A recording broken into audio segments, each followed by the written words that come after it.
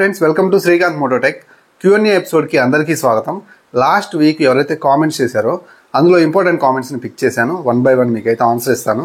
So మీరు కూడా కొత్తగా చూస్తున్నట్లయితే మీకు కూడా బైక్ రిలేటెడ్ ఎలాంటి డౌట్స్ ఉన్నా, కొత్తగా బైక్ కొంటున్నారా అయితే ఖచ్చితంగా డౌట్స్ ఉండే ఉంటాయి కదా. సో లెట్ మీ నో కింద కామెంట్ సెక్షన్ లో కామెంట్ చేయండి. మాక్సిమం నెక్స్ట్ వీక్ అయితే రిప్లై ఇస్తాను. కొత్త వాళ్ళు మన ఛానల్ చూస్తుంటే సబ్స్క్రైబ్ చేయండి, అలాగే లైక్ చేసి వీడియో చూడండి. ఇంకా నాతో డైరెక్ట్గా ఇన్స్టాగ్రామ్ త్రూ మాట్లాడాలనుకున్నట్లయితే సో అంటే మీరు మెసేజ్ చేయండి, మాక్సిమం రిప్లై ఇస్తున్నాను. సో ఫాలో అయ్యి మెసేజ్ చేయండి. ఫస్ట్ కామెంట్ వచ్చేసరికి రాయేష్ అడుగుతున్నారు, బ్రో అసలు ఈ యూఎస్డి సస్పెన్షన్ వల్ల ఏమైనా అడ్వాంటేజెస్ ఉంటుందా? ఆయిల్ లీక్ అయ్యి బ్రేక్ ఫెయిల్ అయ్యే అవకాశం ఉంది అంటున్నారు అని అడుగుతున్నారు. సో యూఎస్డి మోడల్ వల్ల మెయిన్ అడ్వాంటేజ్ ఏదైనా ఉంది అంటే మనకి హ్యాండ్లింగ్ అయితే చాలా అంటే చాలా స్టేబుల్గా ఉంటుంది. అండ్ వెహికల్ మంచి టాప్ స్పీడ్లో ఉన్నప్పుడు మంచి స్టేబుల్ పర్ఫార్మెన్స్ అయితే చేస్తుంది అనమాట. సో సర్ఫేస్ నుంచి వచ్చేటువంటి హ్యాండిల్కి తగిలే షాక్స్ ఏవైతే ఉంటాయో రఫ్ రోడ్స్ మీద, సో అవి కూడా కొంచెం తక్కువగానే అనిపిస్తూ ఉంటాయి. ఈ మెయిన్ అడ్వాంటేజ్ కోసమే హై అండ్ వేరియంట్లో మనకి యూఎస్డి ఇస్తూ ఉంటారు.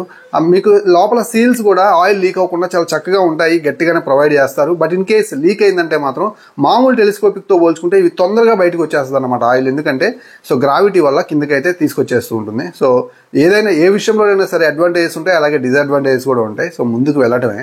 నెక్స్ట్ కామెంట్ వచ్చేసరికి ఆదిరెడ్డి అడుగుతున్నారు, షోరూమ్ లో టెస్ట్ రైడ్ కి పెట్టిన బైక్స్ ని సేల్ చేస్తారా బ్రో? ఎంత డిస్కౌంట్ ఇస్తారు కొనాలనుకుంటుంటే అని అడుగుతున్నారు. సో మామూలుగా టెస్ట్ రైడ్ బైక్ కావచ్చు, కార్ కావచ్చు, ఒక 10,000 ఎబో తిరిగింది అనుకోండి, అప్పుడు 15 to 20% అనేది ఎక్స్ షోరూమ్ ప్రైస్ లో తగ్గుతుంది అన్నమాట. అప్పుడు ₹1,00,000 వెహికల్ ఉందనుకోండి, అప్పుడు మీకు 80,000కే వస్తుంది. ఇఫ్ ఇన్ కేస్ అంతకంటే తక్కువ తిరిగింది అనుకోండి, ఆ పర్సంటేజ్ అనేది మీకైతే కొంచెం తక్కువే ఉంటుంది. ఎక్కువ తిరిగితే ఎక్కువ పర్సంటేజ్ అనేది డ్రాప్ అవుతూ ఉంటుంది అన్నమాట. నెక్స్ట్ కామెంట్ వచ్చేసరికి సిద్ధు అడుగుతున్నారు, హాయ్ బ్రో, బైక్ సేల్ చేయాలి, సేమ్ కంపెనీలో ఇస్తే మంచిదా లేకపోతే వేరే కంపెనీలు ఇస్తే బెనిఫిట్స్ ఎక్కువ ఉంటాయా అని అడుగుతున్నారు.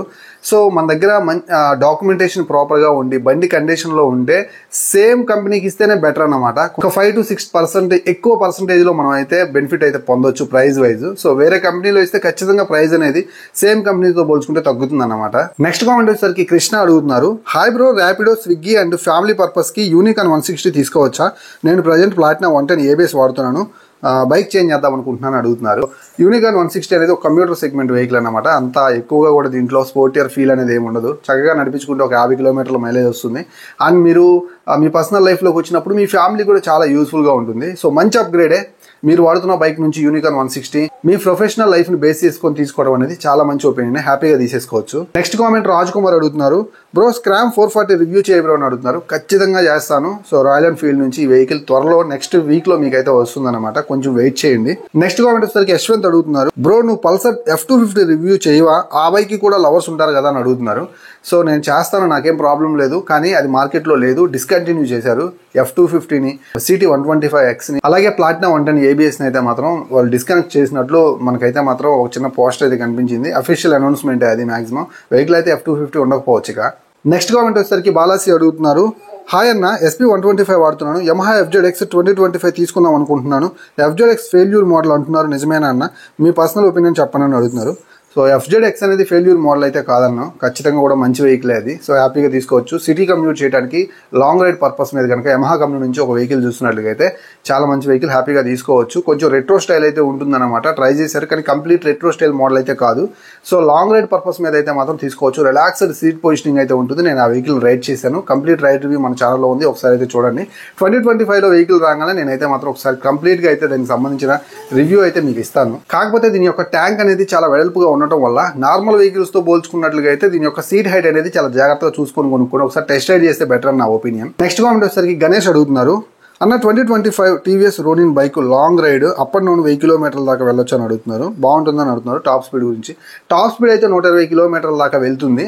సో అప్ అండ్ డౌన్ 1000 కిలోమీటర్లు అంటున్నారు కాబట్టి ప్రతి 60-70 కిలోమీటర్లకి లేదంటే ఒక 100 కిలోమీటర్లకు వచ్చినా సరే ఖచ్చితంగా మీరు బండిని ఒక 15 minutes స్టాప్ చేసినట్లయితే బెటర్ ఎక్స్పీరియన్స్ అయితే పొందొచ్చు.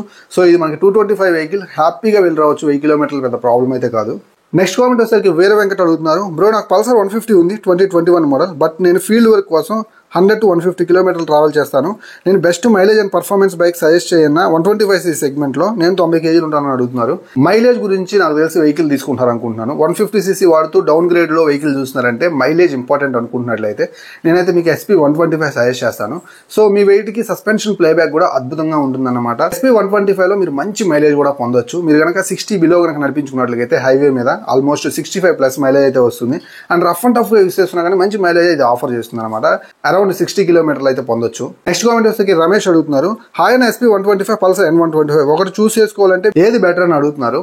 SP 125cc కంప్లీట్ గా ఫ్యామిలీకి మైలేజ్ కోసం అన్నమాట. కొంచెం స్పోర్టియర్ ఫీల్ అనేది తగ్గించుకుంటే ఫ్యామిలీ కంఫర్ట్ దృష్ట్యా నేనైతే మాత్రం SP 125 సజెస్ట్ చేస్తాను. ఎందుకంటే లాంగ్ సీట్ అయితే ఉంటుంది, మంచి మైలేజ్ కూడా ఆఫర్ చేస్తూ ఉంటుంది, కమ్యూట్ చేయడానికి బెస్ట్ వెహికల్.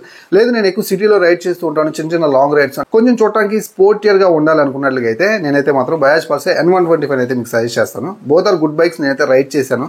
రెండింటికి సంబంధించిన రివ్యూస్ మన ఛానల్లో ఉన్నాయి, ఒకసారి క్లియర్ గా చూడండి. నెక్స్ట్ కామెంట్ వచ్చేసరికి యూజర్ అడుగుతున్నారు, అన్న ఫ్యామిలీకి Pulsar N160 single seat unicorn ఏది బెటర్ చెప్పండి అని అడుగుతున్నారు. సో కంప్లీట్ ఫ్యామిలీ కోసం అయితే మాత్రం యూనికాన్ చాలా బాగుంటుంది. అండ్ మీ లుక్స్ కూడా మెయిన్ ప్రయారిటీ ఇస్తూ మీరు మీది యంగ్ ఫ్యామిలీ అయి ఉండి అండ్ ఫ్యామిలీ కోసం తక్కువ యూజ్ చేస్తారన్న పర్సనల్ యూసెస్ కోసం లుక్స్ కూడా మెయిన్ ప్రయారిటీ అనుకున్నట్లయితే సో మీరైతే N160 అయితే తీసుకోండి సింగిల్ సీటు. సో లేదు కంప్లీట్గా ఫ్యామిలీని దృష్టిలో పెట్టుకుని వాళ్ళ కంఫర్ట్ దృష్టిలో పెట్టుకుని ఇద్దరు పిల్లలు అండ్ మీ వైఫ్ని వాళ్ళ దృష్ట్యా తీసుకున్నట్లయితే యూనికాన్ బెస్ట్ చాయిస్ అనమాట. నెక్స్ట్ కామెంట్ వచ్చేసరికి బాలాజీ అడుగుతున్నారు, హాయ్ అన్న new model USD N160 review ఎప్పుడు వస్తుందని మన ఛానల్లో అడుగుతున్నారు. సో ఖచ్చితంగా వెహికల్ అయితే రాగానే మన ఛానల్లో వీడియో అయితే వస్తుందన్నమాట. ప్రజెంట్ అయితే వెహికల్ ఇంకా నా ఏరియాకి అయితే రాలేదు.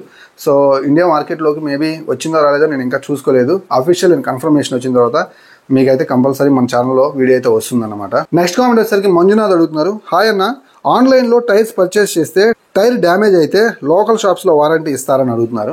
సో లోకల్ షాప్స్లో అయితే ఇవ్వరు, కానీ ఇప్పుడు మీరు TVS నుంచి ఒక టైర్ కొన్నారనుకోండి ఆన్లైన్లో, దానికి సంబంధించిన వారంటీ కార్డు తీసుకొని TVS షోరూమ్కి వెళ్తే టైర్స్ షోరూమ్కి అక్కడైతే మీకు వారంటీ లభించే అవకాశం అయితే ఉంటుంది. నెక్స్ట్ కామెంట్ వచ్చేసరికి కృష్ణ అడుగుతున్నారు, హాయ్ బ్రో పల్సర్ N125 ఫ్యూచర్లో ABS వస్తుందా ప్లీజ్ చెప్పండి అని అడుగుతున్నారు. బజాజ్ పల్సర్ N125లో ABS మోడల్ ఒకటి హోల్డ్ చేశారని కంపెనీ నాకైతే తెలిసిందనమాట. అది 2025లో మ్యాక్సిమం రావచ్చు. ఒక కొత్త వేరియంట్ ఇప్పుడు మనకి నాన్ బ్లూటూత్ తర్వాత మనకి ABS మోడల్ అయితే మనకు లభిస్తుంది. ఇది హై ఎండ్ వేరియంట్. దీంట్లో ఫుల్ డిజిటల్ కన్సోల్తో పాటు మనకు వచ్చేసరికి ABS కూడా ఇన్వాల్వ్ అయి ఉంటుంది కాబట్టి ఇది కొంచెం ప్రైస్ ఎక్కువ ఉండే అవకాశం అయితే ఉంది. సో గైస్ చూసారు కదా, ఇది ఈరోజు వీడియో Q&A ఎపిసోడ్లో ఈ కామెంట్స్కి నేను ఇచ్చిన రిప్లైస్ అయితే మీకు నచ్చాయనుకుంటున్నాను. సో మీకు కూడా డౌట్స్ ఉన్నట్లయితే ఈ వీడియో కింద కామెంట్ సెక్షన్లో కామెంట్ చేయండి. నెక్స్ట్ వీక్ నేనైతే పిక్ చేస్తాను. అలాగే కొత్త వాళ్ళు మన ఛానల్ చూస్తుంటే సబ్స్క్రైబ్ చేయండి. పక్కన Instagram ID ఉంది, సో అక్కడికి వచ్చి మెసేజ్ చేయండి, ఫాలో అయ్యి మ్యాక్సిమం రిప్లై ఇస్తాను. ఎలాంటి మంచి వీడియోస్ కోసం మన ఛానల్ చూస్తూనే ఉండండి. నేను మీ Srikanth signing off, bye by.